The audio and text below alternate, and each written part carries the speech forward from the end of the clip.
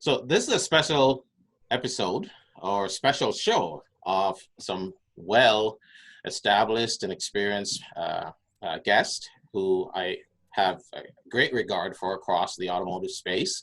And I wanted to assemble this panel today to have a serious discussion about what the right dealership culture is, about the right culture in dealerships that can create awesome car dealerships versus cultures that are stagnant and causes disruptions. And I thought I'd reach out to people that I really admire who have, we've come to, some of you I've met. I've met Becky, I've met Steven. I haven't met Mike. I think I've met Mike.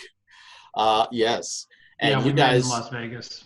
see, we've been to so many places, and but great to have, and I value your opinions and your expertise, which is why I've asked for you guys to share with us on this panel what your thoughts are on dealership culture. So, ladies first, Becky, if you can tell us about yourself and what you do, and we'll get it all done.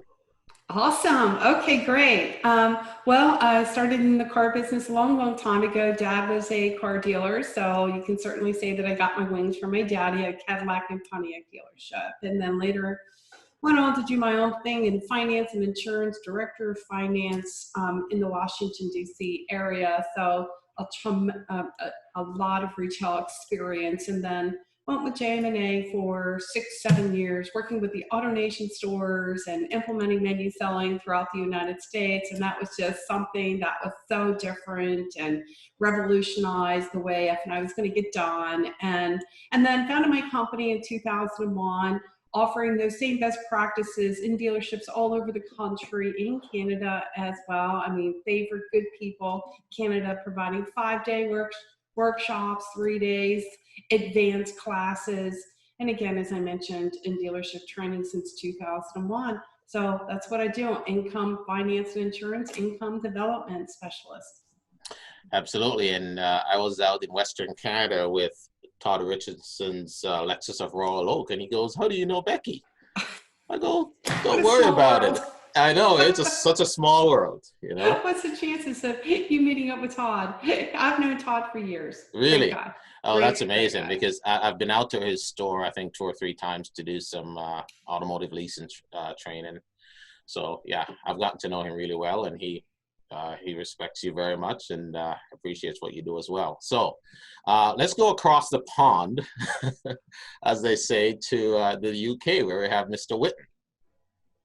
Yep. Well, it's good afternoon here, or good morning there, or whatever time of the day. It's 5 o'clock somewhere. I know that. Yeah, I'm Steve Whitten from the UK. I run a training business with my son called SSW Automotive, and we are development specialists for the automotive industry. And a bit like Becky, I joined the automotive industry from as far back as I can remember, really, and 35 years this year. So I was 10. When I joined. Yes, of course. Hence of course, the hair. yeah. And normally I'm on the radio a bit more than I am on video. And because you can see from the face that the motor industry has not been that kind. It's hard work most of the time. But yeah, no, development specialist, consultant, coach, do all sorts of stuff around speaking, emceeing conferences and things like that across the automotive industry. Lots of consultancy in dealerships, and in the UK in particular, we work with OEMs and we run many management and leadership programs, and we work with the professional bodies as well. And I'm very delighted to say that in the last week, I've been elected onto the board of management for the Independent Motor Dealers Association, which is a large organization in the UK. Congratulations. Well, thank you. It's I'm hoping that, I'm not a dealer, obviously, but most of the guys and girls on that organization are, and I'm hoping that over the coming period we can do some work together and help the independent dealers, those that don't have the backup and support of a franchise. Absolutely. So, and we met in Vegas. We met at we did. We met at the Ted Ings Roundtable in Vegas, and I think Mike, we met in LA and in Vegas. So Right. so we've got a bit of a presence over there, sort of building over where you are as well. So I'm delighted Awesome. to be here. It was great to share on the panel with you, Stephen. And I had met Becky in person for the first time, I believe, in New Jersey, and as well as Mike. So, Mike, tell us about all the great things you've been doing, my friend. Sure. Well, good morning, everybody, and it is morning here in Southern California. Just to make that clear to everybody. We're truly global right now across This is 4 true. different time zones. So my experience spans about 40 years working at car dealerships, and I was fortunate enough to spend 30 years of that in fixed ops management, and really enjoyed my time. Cars are my passion, and when I finally decided it was time to kind of hang things up, I didn't want to go away. So I've started doing some service manager coaching, and I'd like to dive into that a little bit later without divulging, but I have a different path than most trainers, consultants when it comes to fixed operations that I think, at least in my opinion, makes more sense. So, Awesome. So I am. Well, I'm excited to have you guys on the panel for sure as we dive into what the right dealership culture looks like, or what your guys' perspective of dealership culture should look like. So to set the stage, before I dive into some questions, is, in a great work environment, employees will trust their leaders, take pride in their work environment and in their teammates. Yet, as a business, in the automotive space, culture can seem a bit overwhelming as a subject, and many dealers and managers shy away from it, in my opinion. And the reason I wanted to tackle this subject is, first and foremost, I see auto dealers, with leadership philosophy from the top down, where it's largely transactional based. Everything is driven by numbers, targets, deadlines, budgets, month ends, as you know, the dreaded month end. And often, regardless of how those numbers are achieved, and even if there's disruption in employee turnover, which is prevalent in the industry in some areas more so than others, as long as targets are met, but whether it's in fixed ops or whether it be in sales, and whether you've had a sales rep there for 10 years who, moved on, and you replace him with somebody who's new, but the targets are still met, it's almost like it's still okay. And we're not expecting auto dealerships to have cultures like, say, Google or Facebook or Amazon, but we spend a lot of time adapting to technology, new and better business models, better consumer products and services, but I don't think much is spent on the key component of what drives business, and that's people. Okay, so one of the first questions I wanted to tackle is, how do we, from all this experience here, and it sounds like there's over 100 years of it in the automotive space, how would you define what a good dealership culture look like? Who wants to take this first one? Well, I'll jump in. What I think is a lot of businesses, and I don't think this is exclusive to automotive, but as you stated, we go transactional. We base it on numbers instead of people. And I don't see how a business can be successful unless you put the focus on the people first. And I'm talking about your employees, your team members. And so unless, of course, you can still hit the numbers, you can hit objectives, but can you sustain it long term? Is it gonna result in true customer retention, or is it just gonna be a temporary glitch that you're gonna have to keep reinventing yourself over and over again just to keep the numbers moving? So I personally don't think there's any secret sauce out there. I think it's really more about, focusing on the people and the conditions that you invite them to work under. That's going to make the biggest difference long term. Amen to that. So what do you think, Becky? I agree. And it is about how does a car dealer attract, train, and train is big, and retain great candidates and provide the roadmap to future. What does that really look like? And really assuring that we have these plans and processes that we put in place and be consistent with that, and how mindful that we are about those processes and a consistent plan. Because when we have a consistent plan, that we all support, then we'll have a whole heck of a lot more confidence. And I got to tell you, when you have that confidence within the team, it makes all the difference in the world. It helps to, again, streamline that process. When we streamline the process, it creates a much better buying experience and overall better CSI, where we can absolutely maximize our profits. So you have to inspect what you expect, right? And you've got to hold people accountable. Oh, that's amazing. And the buy-in is certainly important. Everyone on board with the process, yes, but as long as the team knows what's at stake, because oftentimes there's like I stated earlier, there's all this technology and there's all these implementation of new processes, but does the team understand really how it benefits them?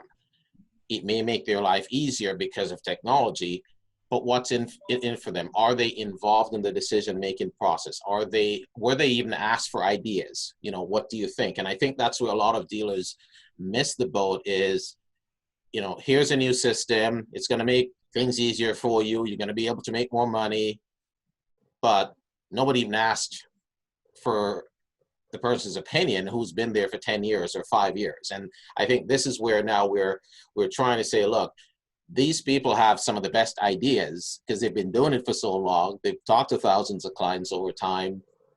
Maybe you should get their input. Maybe you should get a consensus, and you might even get a better idea out of it. Mm. So what do you think?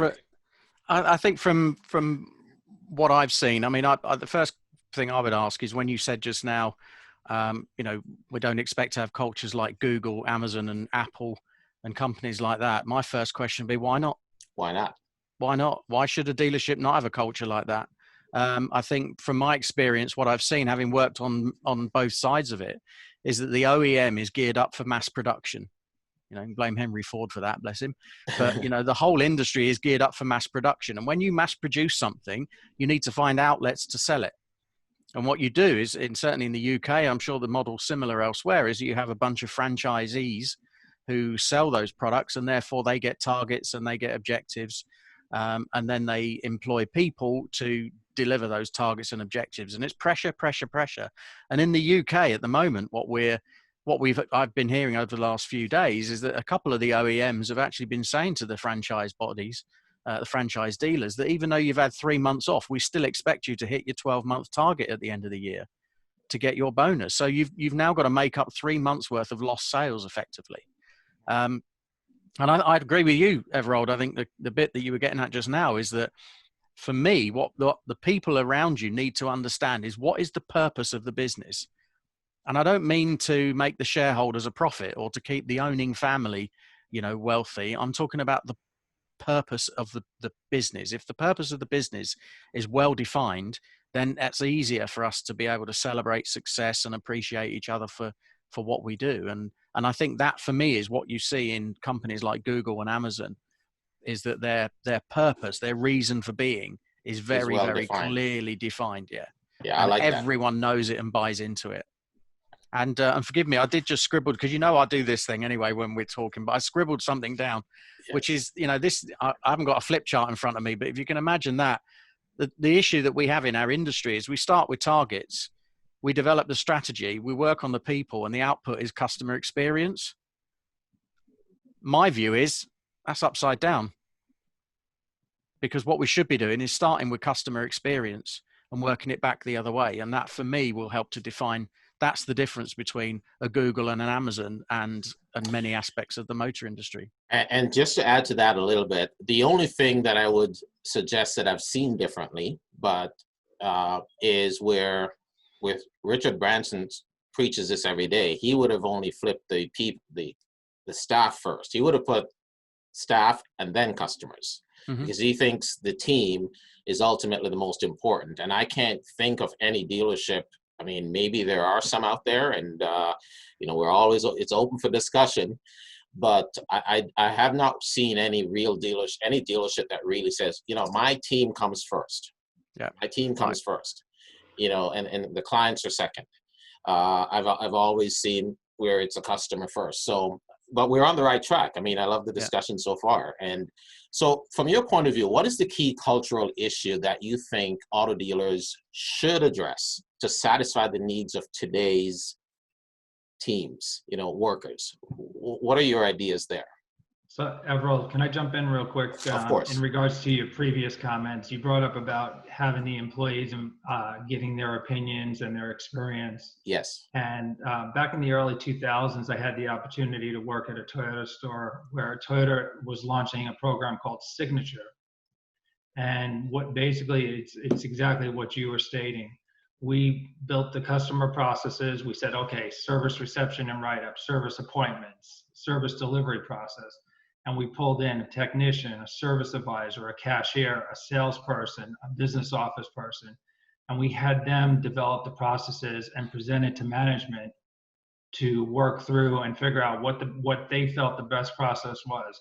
And it involved a lot of meetings, but at the end of the meetings, what we came up with was a process that everybody believed in, and the buy-in was so much stronger than being pushed by management.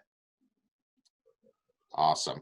And, I'm not surprised it's Toyota either, because it's part of their manufacturing philosophy right through the dealers, where they do recommend buy-in, and they do listen to their team members at the plants and at the manufacturing level to gain these ideas. And they do refer to all their staff as team members. They pretty much wear the same color uniforms and hats, except for a couple of senior people, but that's good. Buy-in is key. So back to the second question, from a cultural perspective, how do you think dealers could address and satisfy the needs of team members more, instead of being stuck in the past? I think for me, it goes back to the point about purpose. Communicate the purpose clearly and allow the teams to drive it. Allow them to work what that is, and let them deliver it. I've seen some fantastic examples of customer experience being delivered. And you're absolutely right about the Richard Branson analogy. Customer experience begins with employee experience. Yeah. And we can take ordinary people every day of the week and give them an extraordinary process to follow. The outcome is still going to be ordinary results.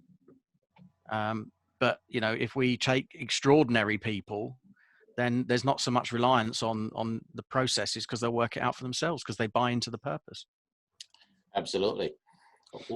What do you think, Becky? Are you in agreement with that, or you have a different take? No, I think it is about purpose. It's always about purpose. If we don't have purpose, what's the sense? And it is about buy-in and really understanding the reasons why we do what we do. If we don't have an understanding as to the reasons why we do what we do, why do it? Why do it? Why are we doing it? What's the sense? And I think this is what, I will do a little bit of patting on my back, but for years in my workshops and in dealership, what I address is, will your people buy in? Do they buy in? Let's talk about it. Let's really find out what's in it for them, what's in it for the team, and really hit on those elements to assure that we are able to implement whatever that plan is. Every dealership is going to be different. No one is a cookie cutter same to all. And I hope that it never gets that way. I don't want a cookie cutter same to all. But what we do want to strive for is creating an element that differentiates ourselves from the next. Who we are, what we're all about, and can we implement this? And do we understand why we do what we do? And when that happens, and when we are able to understand the benefit behind it, you're gonna get support. And that's so key, because, which ties into the next question, because the minute clients walk into a showroom or a service department, this resonates. They will see if there's buy-in from the teams, and the teams are on board, and the philosophy is understood, and everybody's on the same page. That's what resonates with clients to get this to create these unbelievable experiences in CSI. So my next question, which we can touch on a little bit, is similar to the last is, what is the key cultural issue that auto dealers can address to satisfy the needs of their clients instead of being stuck in the past? Mike. Okay, well, I'd say it still goes back to the people issue. I think we do a poor job on the basics, and that starts with the hiring process. Mm-hmm. Do we hire the right people, or do we want to fill a spot? And once we hire the right people, what kind of training do we give them? In a lot of cases, we kind of throw them to the wolves and say, "Here you go. Here's your workspace. Here's your computer," or going That still back years happens ago, today. even worse than that, pencils. But you know, and so we don't do the basics really well. And so how can we get the culture, the right employees to create the right culture for the customer? So I think you need to start with the basics. Get the right people hired, put them through the right training, let them know what the vision is for the company. Just real quickly, I opened up a dealership for Greg Penske, who owns Longo Toyota. Yes. It's the car dealership in the world. I've actually been there.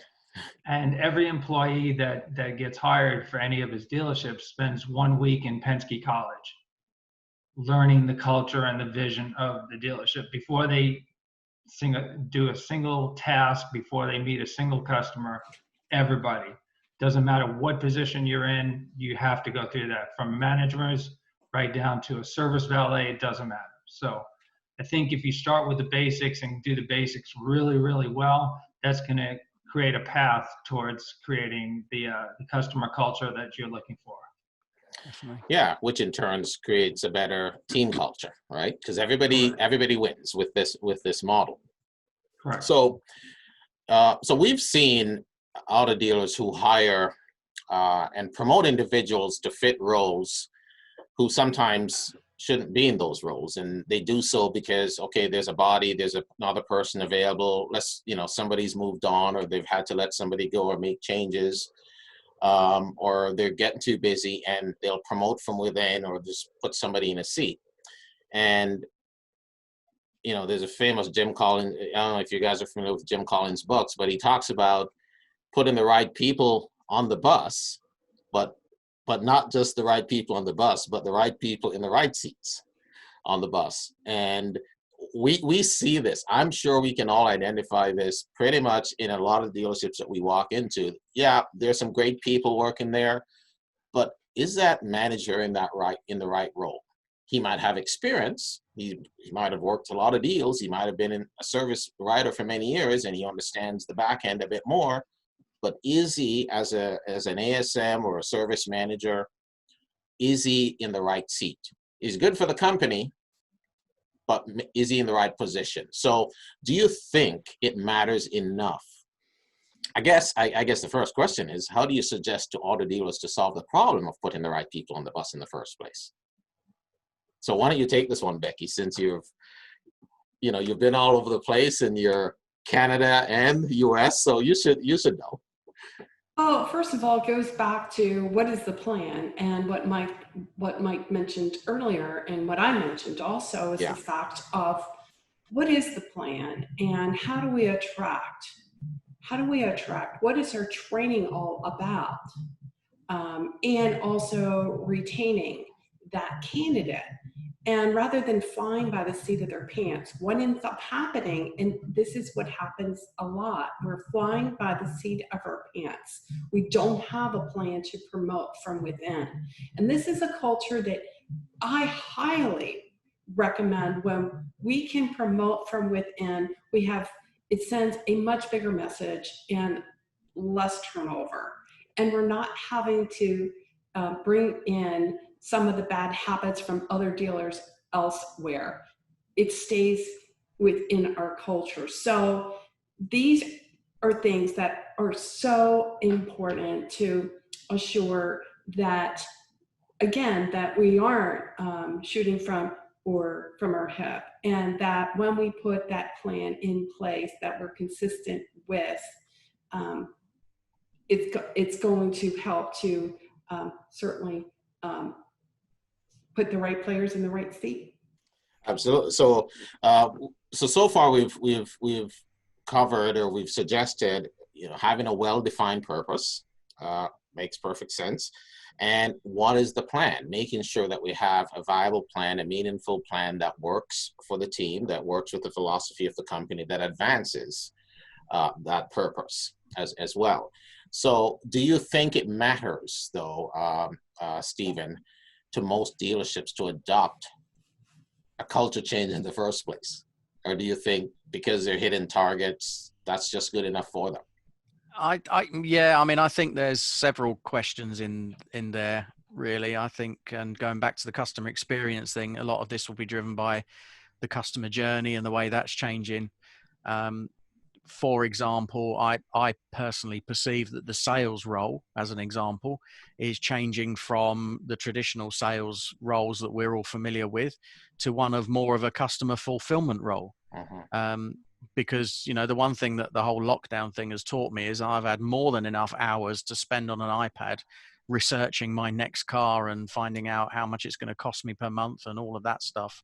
I don't need to now go and sit in front of somebody who's a so-called expert and be told, what they think. For me, I make that decision on my own, and I think many people will be in the same boat. So for me, the first part of culture shift, and I'm seeing it happen already. I had a phone call with a client the other day who was saying they're already going through a restructure where sales managers will not be sales managers in the old sense of the word, and sales execs will be given a choice. You are either now an e-commerce retail manager, or if you don't feel you can cope with that, then you go into either being a handover specialist or a product genius. Neither of which of those last two will result in you being on this kind of unlimited commission possibility, because that's not the world we're living in now. Most of the customers are not walking through the door on a Saturday afternoon. They're booking an appointment. By the time they get to us, they're already very, very well genned up on what they're looking for. So I think that's driving that. And I think from the point of view of recruitment, that then for me means that what we've got to do is define who it is we're actually looking for. And I think what's already been said, the point about, taking somebody from, he's done 2 years here and 3 years there and a year over there, and let's plonk him in the seat because he's got a whole bank of customers. Well, no, let's not do that. Let's take one of these people who used to be airline cabin crew that's no longer got a job, but actually is fantastic at customer service. Let's take somebody who used to work in the hospitality industry whose hotel has closed down because of the pandemic, and put them in the role, because they won't be expecting to earn, unlimited amounts and tread all over everyone else for the commission. Because they'll be familiar with a world that looks very, very different. But that takes a leap of faith, and if I was back managing a dealership again, that would take one hell of a leap of faith to define what that really looks like. Yeah, so speaking about, and those are some awesome points, and this is great because we're getting Becky's perspective, Mike's and Stephen from the UK, and it gives us an opportunity to distill this down into, and curate this information as just what works best for various dealerships across North America and the UK. So some very good ideas, and I'm thrilled to have you guys on this panel discussion with me on automotive dealership culture. So with that said, Stephen, and I'll throw this part to Mike, once a dealership has then established a culture, how do they then promote that effectively within, or even for the clients to see? Well, I think if you have the right people engaged in the position and you do the right hiring, as we discussed earlier, I think that shows up in the customer's experience. So, for instance, whenever I went into a dealership and went in and made some changes successfully that worked, customers would take notice of that. I mean, they would tell me, you could see it on surveys. You could get a phone call from a customer, hey, things are different. People have a spring in their step. People are smiling, things of that nature. So it starts with the right hiring, promoting the culture. I think all of that will play into it. To Stephen's comments, I agree with him 100%. we typically hire, oh, this guy was a great service advisor or a salesperson. They sold a lot of work, so let's put him out there, and that's gonna fix everything. Well, it might fix the numbers at least for the time being, but is that a really a good long-term plan for the dealership? In my opinion, it's not. I always look at the big picture. How do I grow the business, not today, next month, next year? What's it look like 5 years from now or 10 years from now? Can we sustain this and continue growing the business? So getting a person in a customer service that has customer service experience, maybe experience is not the right word, but knows how to take care of customers, the sales will come. I don't consider myself a good salesperson, but when I was a service advisor, I was very successful because people trusted me and they wanted to do business with me. And so at the end of the day, I was surrounded by guys that I would call back in my day vultures, and they were continually looking for new ups and new cars on the drive and looking for the tow trucks coming in, while I had my days pretty much booked almost every day because I had my loyal retained customers wanting to do business with me and only me. So I think that's big picture culture. You got to create that kind of environment, and customers will see that. And that's such a bang on point, Mike, because some of you may know, and that I still have a day gig with Lexus in Toronto here, and I literally was there early this morning planning my day at 7:30. Don't tell anybody that. I had to do that, and now I came to my office, slash studio here to do this panel with you guys. But not too many sales reps or anyone working at a dealership right now would have the opportunity to do what I do. And to speak to your point, the reason that I've been afforded to do this is I've sold 17 vehicles this month already, and I don't work full time anymore. And that's because the clients I deal with, they know my system. I know what they want. I know that I'm going to just try to solve their problems. And this is what I preach a lot is, be a solutions provider. They're trying to solve a problem. If you identify what that problem is, try to solve the problem, offer solutions that they're not getting anywhere else. And that's typically a fundamental difference with myself, because clients will come in all the time and it's this payment versus that payment at the other dealership. It's this price for my trade-in versus, your price at another dealership. And when I'm done explaining, okay, well, that's one aspect of making a deal, but is it actually the right solution for you? And they'll go, what do you mean? And then you explain and you show them some alternatives and they go, oh my goodness, nobody has told me that before, right? And then all of a sudden you become this trusted advisor, because whether they buy from you or not, I say to my fellow sales reps, it's your duty to give the clients the right advice anyways, or the alternatives, and then let them make the decision from there. But if you take the quick deal, somebody lays down in front of us and say, here's $100,000 cash for, an LC 500, and it's a quick, easy deal done in 5 minutes.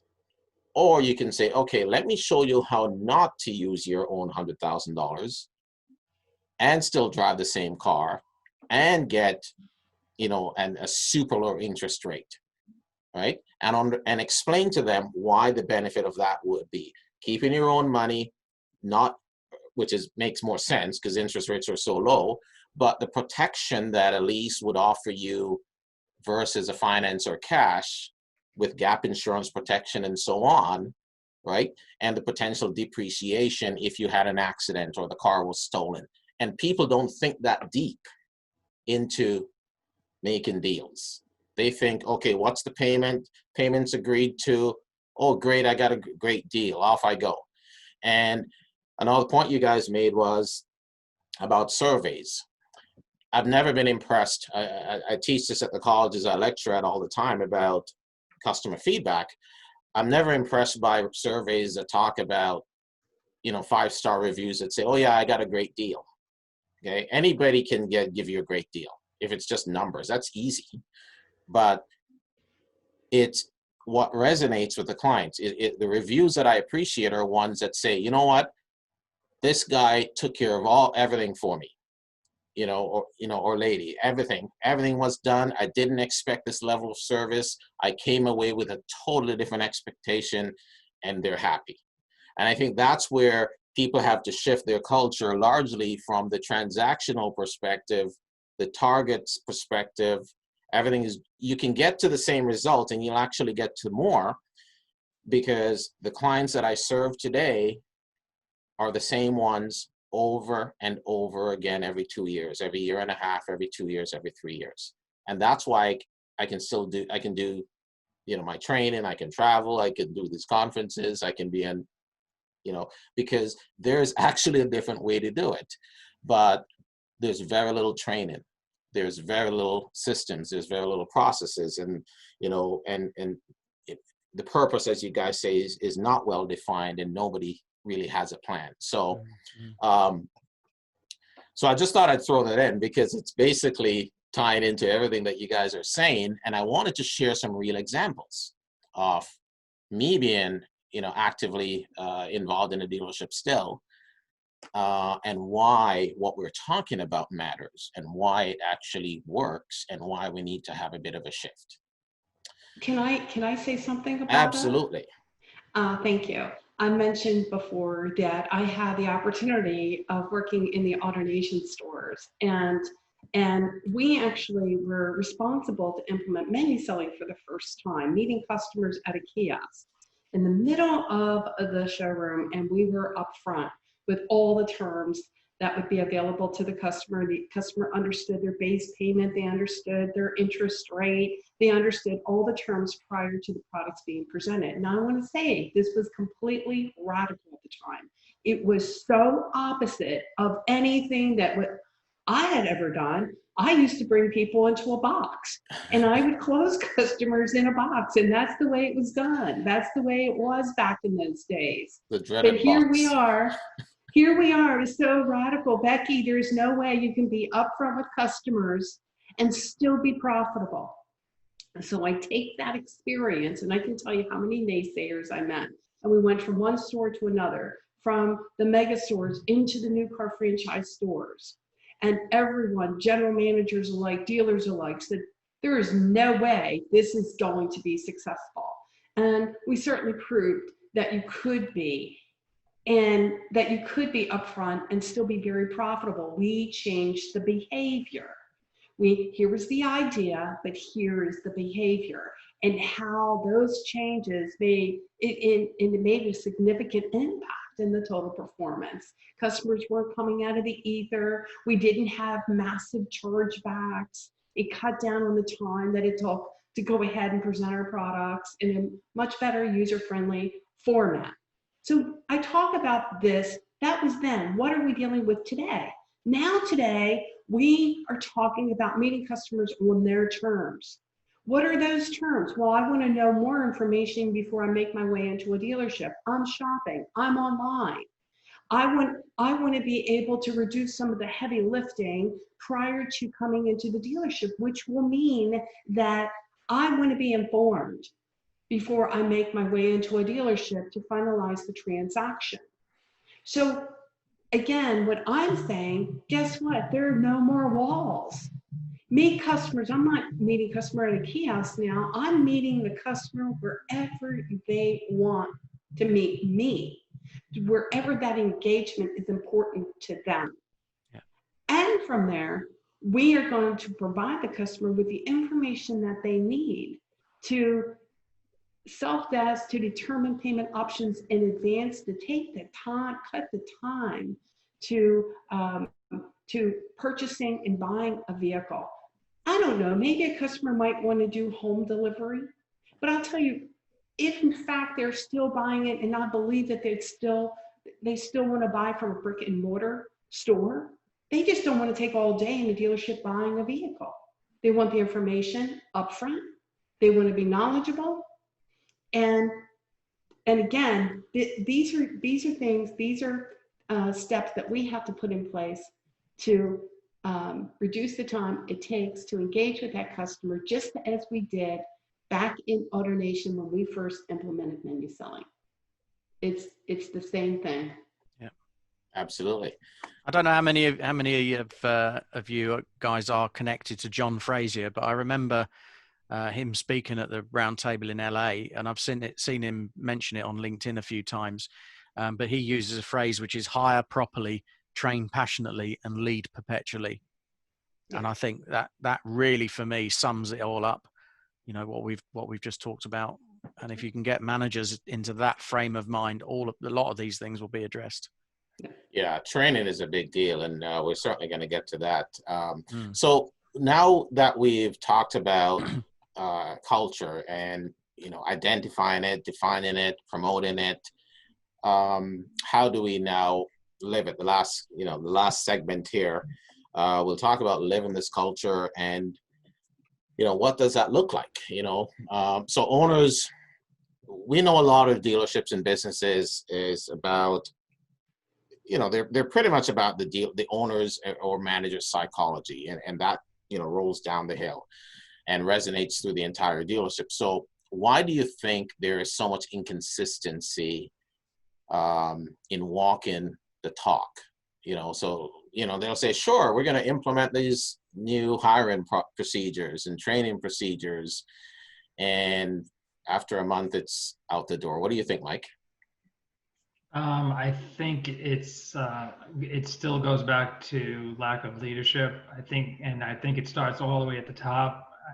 You know, without trying to be disrespectful, I think there's a lot of dealer principals and general managers that don't walk the walk.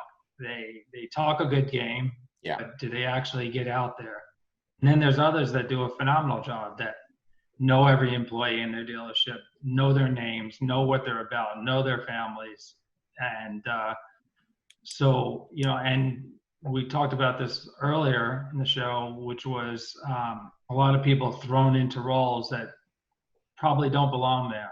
Yeah. Just because you're a great service advisor, putting up phenomenal numbers doesn't necessarily make you a good service manager, because service manager is more than just numbers and knowing your numbers and knowing how to improve your numbers. It's more about leadership and going out there and working with your team to make improvements that are necessary. And when you're part of the team and you're out there doing it, you know, just using, you know, examples, if you're out there greeting customers, if you're out there talking to customers in the lounge, if you're parking cars, if you're driving a car through the car wash, you set a different tone for your team than locked away in your back office crunching the numbers all day long. So in order for the culture to change, it has to start from the top down.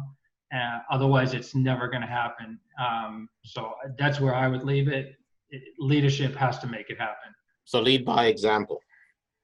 Correct. And I've been in enough stores since I've started doing my own coaching business, where I've walked in and I've told general managers, he's not the right person, or she's not the right person for this position.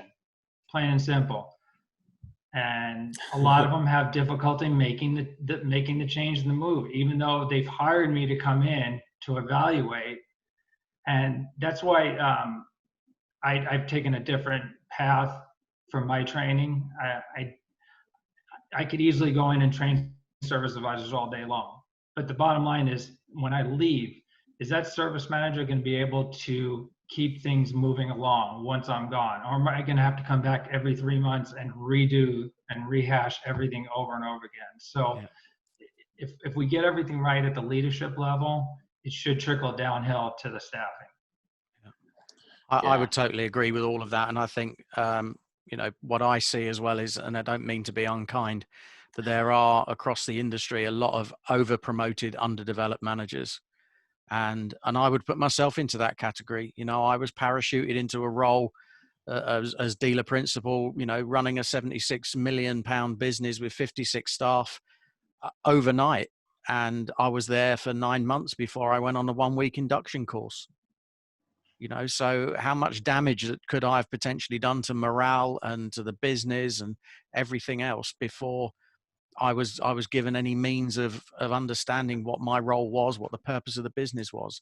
And I think part of that, if I look back on it, is that what we do as an industry is we promote for confidence, not competence. So any one of us could walk into a business and be all kind of, hey, I'm the right person for the job, and we'll get the job because we are confident.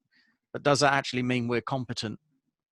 And like Mike, you know, we've taken a different journey now with the training that we do, and we make it about the participant and we make it about behaviors.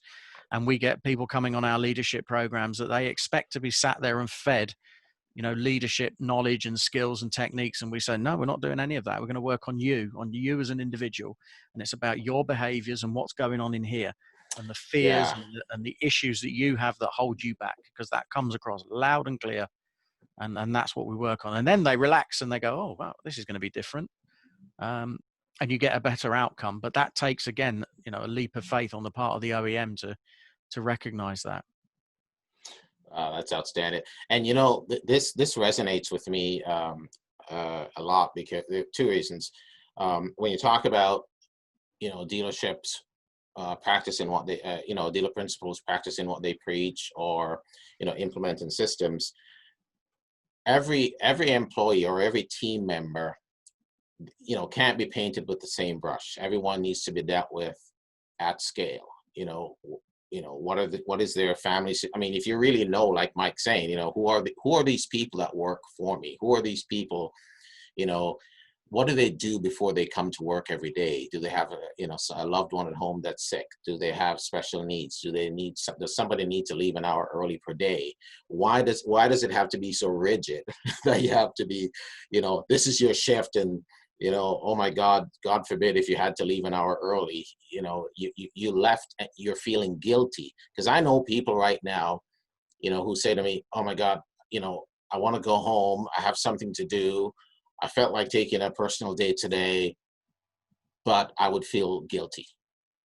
And if you have a good culture in your dealership, no one should feel guilty to take a day off. No one should feel guilty to take a vacation. And my mentor, you know, God bless him, Paul Pearson, who gave me, like Stephen, I had a management job at a huge Toyota store when I was 24, turning 25.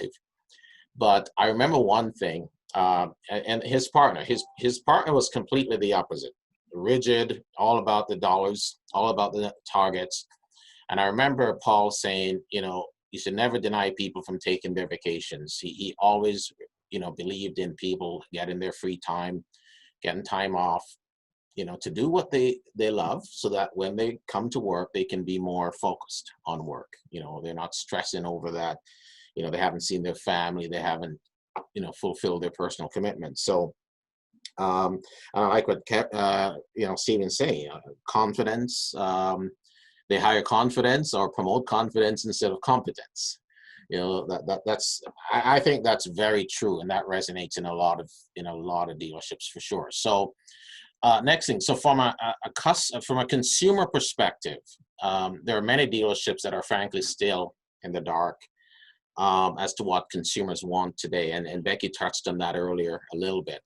But more importantly, how they want to conduct business, right? And not just now, but in the foreseeable future. So why do you think so many dealerships struggle with this right now in adapting to what is inevitable change? What do you think, Becky?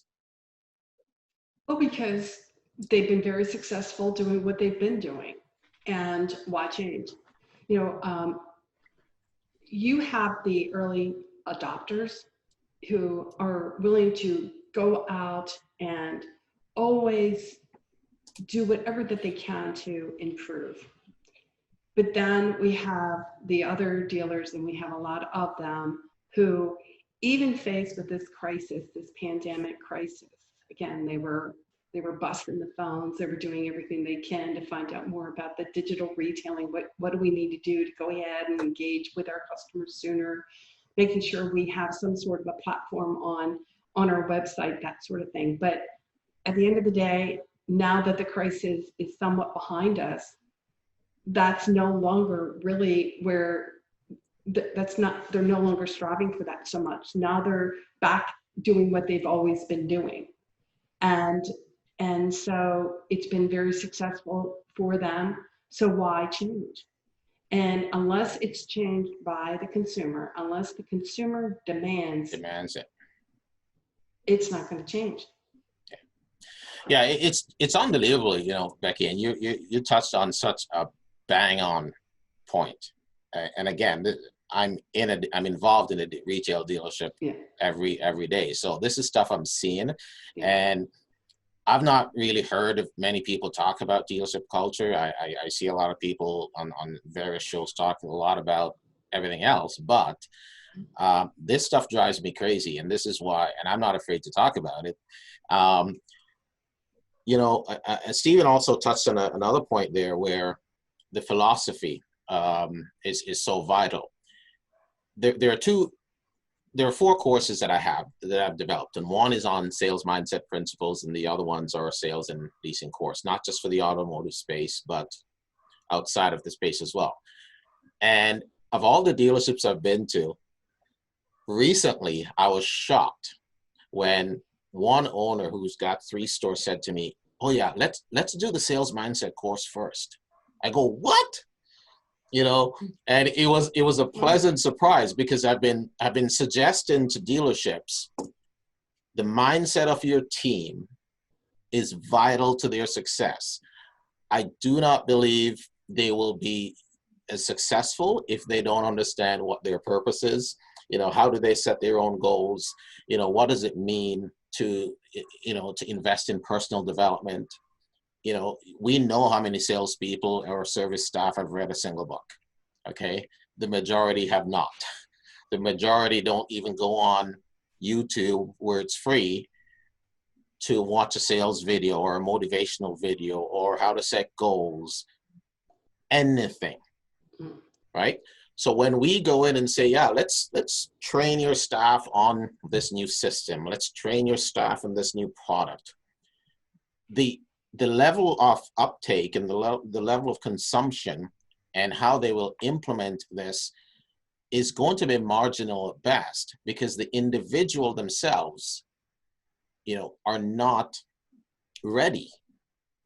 They're frankly not ready or up to speed as to what their true capabilities are. So I've always stressed to the dealers that I go to, I said, you can be way more successful. If you think you're successful now and your sales team or your team in general has not had a sales mindset training or something that's outside of what you think is the norm, they would never realize their true capabilities.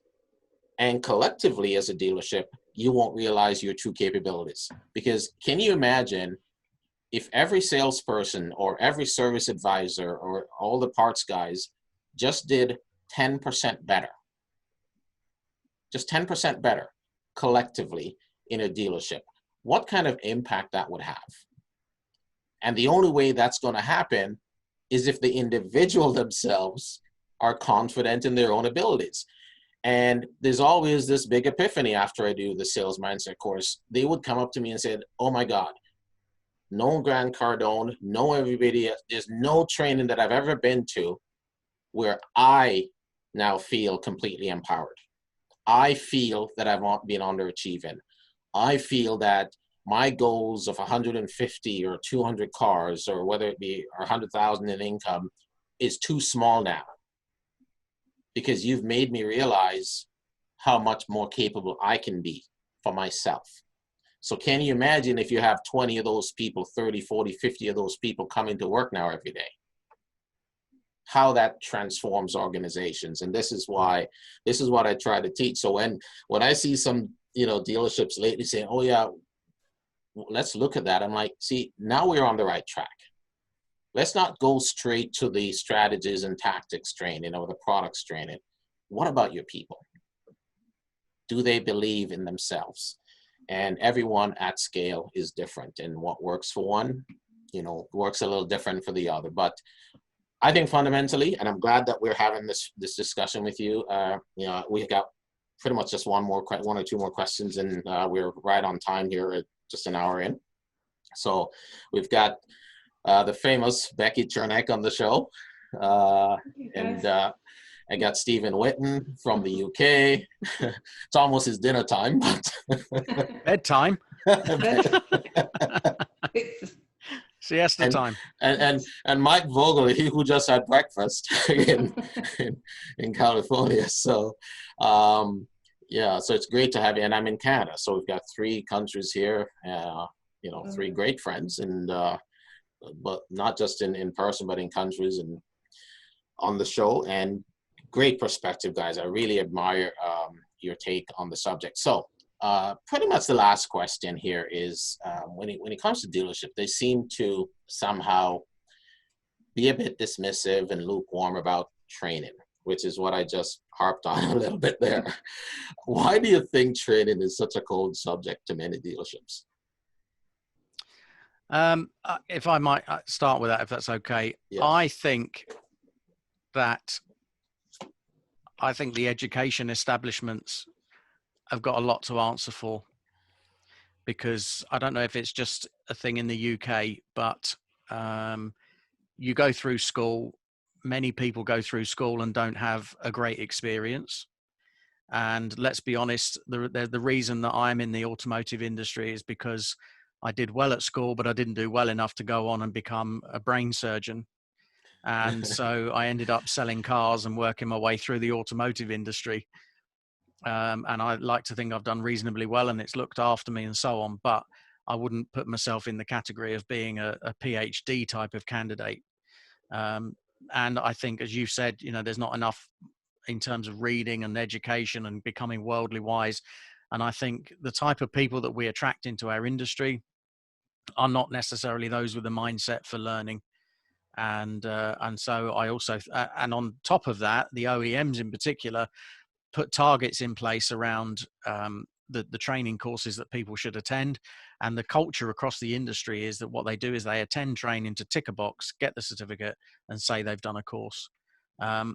And I've run many courses. I used to run the F&I business manager course for Mercedes-Benz. And I used to get people coming on that saying, oh, I did this course 10 years ago. Well, 1, no, you didn't, because it's a very different course. And 2, it was 10 years ago. So they are going to be very, very different. But I think, what we have is we have a culture of attending training courses. We don't have a learning culture across our industry. And on top of that, I can say this as a training company, and I think Becky will back me up as well. A lot of the training that's happened across the industry is shockingly awful and boring. Yes. And they go on these courses and they have to travel halfway across the country for it and sit there and listen to the life story of some trainer. And then time for change. Yeah. Times have changed. See, this is why we have the guy from Britain on the show with us. Not just the accent. I know, I love his accent. Oh, I was wondering. Stephen, you're exactly right. I think there's 3 reasons. The number one is, do you give them a compelling reason why they should go through training? Number 1, so that they're going to be engaged in the training. Number 2 is exactly what you said, Stephen. Some of the training out there is awful. I've gone through my fair share when I was in dealerships, and there were some courses that were unbelievable and walked away feeling so powerful. And other times, like, wow, that was a waste of a day. Mm-hmm. And the last thing that we've talked about over and over again today is sustainability. If you're going to put your team through training, are you going to stand behind it and sustain it once the training's done? Can I say something about that? Of course. Do you mind? May I? Of course. He is so right. Both Mike and Steve, so right. First of all, the training has been eroded over the years. It's been so watered down. It's the same thing all the time. And they're not getting into the trenches, really understanding what's really happening in their world. We have this world, and then we have the real world. And it's also making sure that we're going to hold everyone accountable. And so I can tell you, maybe when I get out of a dealership, I mean, these guys are loving it. They're talking through it. They're understanding it. It's interactive. I'm not asking for people to agree with every word that I have to say. But let's talk through it. Let's find out what is it that you don't agree with. Let's fix this. Let's talk through this. And that's what makes it so amazing. Yeah. But what tears it apart and what becomes frustrating for everyone when we make a decision collectively, this is how we're going to implement some of these changes. And it doesn't happen. Yes. It falls through the cracks. Managers aren't doing what they say that they're going to do. They're not supporting the training. It drops off within 2 weeks to a month. Yeah. And they're like, why bother? Yeah. That's one of the biggest. We see this all the time. I mean, and this is so right, you know, and this is why I really, you know, when I was trying to put this discussion together, I'm like, you know, who can I get some different perspective on that, you know, from different countries, literally, that can make some sense of this, who I think could dive a little deeper than just the surface stuff, you know. And so one of the things I'd love to ask you three and myself is, for the four of us here, is there anything? I'll ask you to leave a takeaway for the audience, but I'll also ask you to leave a takeaway for us. What do you think we've learned from each other in this group that we can go out and resonate and show others? I would say, going back to the original premise of this meeting, which was about dealership culture, okay? Treat your employees like you expect your customers to be treated. If you don't start with the end result being satisfied employees, how are you going to end up with satisfied customers? Nice. What do you think, Becky? I think you got to identify your plan. One of the things that I'll do when I'm doing an in dealership, I get everybody's perspective. I call it perspective. That's what they think their reality is. And then I find out, well, how true to that are we? And so it's so important to get to the root of this, of what is really reality. And then put a good plan in place that, hey, that we can all embrace and that we all believe in, and stick to our guns You know, why can't we hire and attract better people, different people from different industries and embrace that change and their mindset and create just a better environment altogether? Well, we can. And thinking outside the box, always think outside the box. I'm not saying that we have to get so totally radical, but we have to start thinking outside the box and creating new, better ideas that can embrace everyone at the dealership. Yeah. And by doing that, you're going to see streamlined processes, and we're going to maximize profits. And frankly, everybody's going to hopefully have a better day because of it. Absolutely. What do you think, Steve?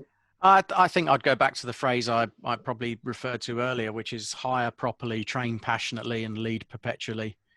You know, and I think if every manager across the industry had that on a little sign mounted on their wall, and just reminded them, you know, every single day that's what we're about, I think it would change their mindsets, change the way they do things, moving away from being transactional.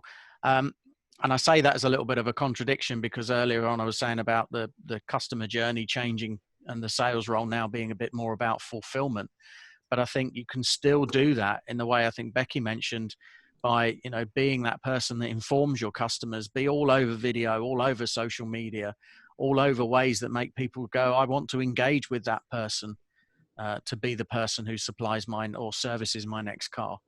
And I think, again, that comes back to that phrase. So what I take from being part of these panels and the international aspect is that whilst, you know, lots of elements of business have been decimated over the last few months, I'm actually really motivated by the fact that this is a global issue. This isn't just something that's unique to the US or Canada or UK. You know, this is everywhere.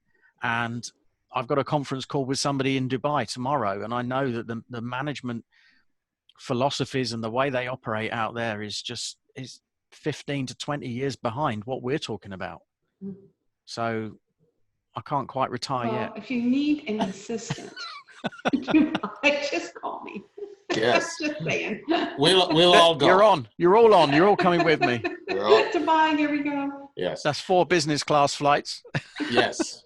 Absolutely. And there'll probably be only the 4 of us on the plane too. So, you know, and I'm also working on a new conference series, which will launch pretty soon. And I'll certainly be reaching out to you 3 experts. I aim to start it in Jamaica. So if you don't mind flying to the Caribbean, Becky's ready. What's the weather like in the winter? Jamaica. What is the weather like in the winter? Well, there's no snow, I can assure you. Okay. No, it'll be still high 20s to low 30s, depending on the day. Could cope with that. You can manage? Yeah. Okay. That's awesome. So do we have any last takeaways, and you guys can share with the audience how we can get a hold of you fantastic folks? I'm very happy that I had all 3 of you on the show. So Becky, you know, ladies first, of course. Well, you're so awesome. Thank you so much. Certainly you can get in contact with me, 404-276-4026, or feel free to visit my website at turnerconsulting.com. And also, which I failed to mention, I am also the host of the F&I Today show on CBT Automotive Network. So feel free to check out those episodes. They're great, Yes. Complimentary, of course. And, you know, as I mentioned, I'm all about thinking outside the box. You know, there are no more walls. Let's engage with our customers sooner in the process. Let's make sure that we reduce some of that heavy lifting and create a much better, robust customer experience, streamline the process, have some fun, maximize profits, and let's do it right. Let's have some fun with this. Absolutely. So what do you think, Stephen? Oh, I would wholeheartedly agree with that. I mean, if anyone wants to get in touch with me, it's sswautomotive.com. I've also got my own website, which is Stephen, that's with a PH, StephenJWitten.com as well. So there's a little bit more on there. And of course, as you all know, I'm all over LinkedIn. Yes. So Stephen J. Witten, you can connect with me and we can communicate that way as well. And I wholeheartedly agree. I think actually part of the issue that we have is the fun's gone out of the industry and we need to re-inject it. And although we've talked quite seriously about a few things, I think if we can get people back to having a laugh and enjoying going to work and being a part of something, then you know, we're well on the way to being successful again. You're a long time dead after all, so what, you know. Well, enjoy yourself, lighten up. Lighten up. Have some fun. Well, you guys are true ambassadors, Mike. So you're next, my friend. Well, I'm not as up to speed as Becky and Steve are. I don't have my own website, but you can definitely find me on social media, on LinkedIn and Facebook quite regularly. Yes. I've also got an article coming out in Fixed Ops magazine in July. If you have a chance to take a look at that. And something in that article that's near and dear to my heart, what I've been preaching for the last 15 years is with improving customer culture revolves around earning their trust, showing value in everything that you're offering to them, making it as convenient as possible, and shoot for the wow factor. And if you talk to anybody that's worked for me or with me over the last 15 years, they can all hear that because that's a common thread that I talk about over and over again, and that's my passion. So. Outstanding. I really appreciate it. I've learned a lot from you, all 3 of you, and we've talked a lot about dealership culture. We've you know, gone in depth, you know, I think to a great extent. Definitely covered a lot about the learning culture, the reasons why it's important to do so, the philosophy, and having a well-defined purpose. And what was Stephen's 3 steps? Stephen's, you hire properly, train passionately, and lead perpetually. Absolutely. I'd All love right. to claim credit for that, but it was actually John Frazier that talks about that. So if I don't Well, mention that. yeah, well, it's awesome, and so kudos to John, and kudos to both of you. Thank you so much for getting up a little early. Maybe you did for us, Mike, and for Becky. You're awesome. I'm glad Thank and you. privileged to have had all three of you on this panel with me as we dove into this discussion on dealerships culture and how we can share a little bit of our insights and ideas on how to improve and engage going forward and to be profitable going forward, especially in a time, a challenging time that we've all been facing. But I think with the support and, experts like, Becky here, Steven and Mike, I think there's lots of promise. And, we just need to keep pushing, and we hope the dealerships engage more. And training is important. We need to transition the philosophy of people, and we need to make them believe that they are capable. And if they believe they're capable and they all go to work collectively, they are the ones that will transform these organizations to ultimate profitability. I believe dealerships truly don't realize their true potential because the staff and the teams don't realize their true potential. So I thank you guys. It was awesome. And, we're going to, make a lot of noise with this for sure. And then I'll get you guys back on for another subject. Definitely. And thank you as well, Everall, for it's such a proactive move. It's really appreciated. So, Well, yeah, thank you, well Steve. done.